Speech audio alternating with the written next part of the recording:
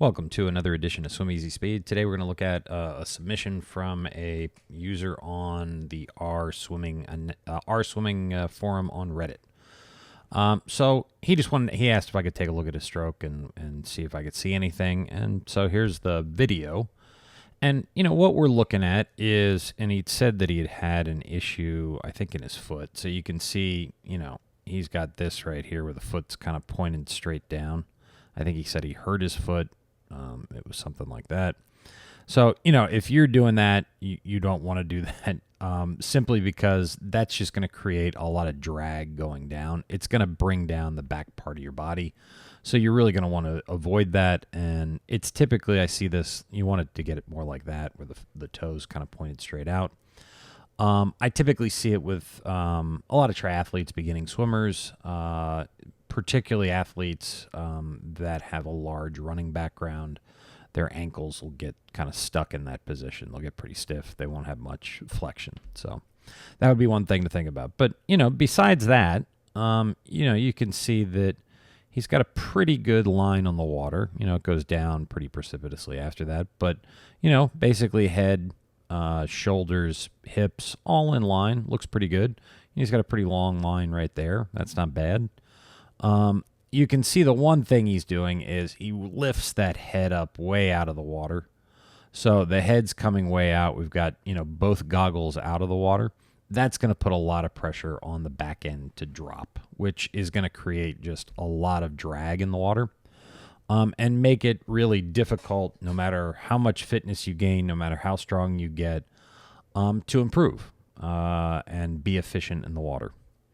So, part of the other thing that's going on with that, when you get, goggles out of the water like that, where you're turning, you can see he's really turning on his side. You can sort of see over here what's happening, where the hand is going. It's going to be way outside of his body frame and just outside of the area where you can really lever the water. Now, what that's going to look like, I've got a video where we'll be able to see. This is what that looks like. So you can see this athlete's turning onto his side. You can see his hand is way outside his body frame there. And there's just no way to get, and you figure, here's where midline is. You'd really want it to be somewhere, you'd really want the hand to be somewhere in between here, because that's where all the leverage is. That's where you can get all the big muscles of your back involved in the pull. And with this, there's just no leverage at that really critical time of the stroke where you're trying to set the catch. So this next athlete is a pro triathlete that I've been working with for a while. You can see kind of the difference where there's not a ton of rotation. She just does enough to get the breath. And then the pull pattern always looks exactly the same. That's what we're looking to get to. And so, some of that is engaging the core. Some of it is just thinking about trying to not turn your body to get the breath. So it's that just one goggle in the water, one goggle out. And, he's going to want to really find a way to get the core to engage more. That's why it looks like a little bit like he's sort of slipping water. So you can see his hand just slips through the water. It doesn't look like he makes a lot of forward propulsion.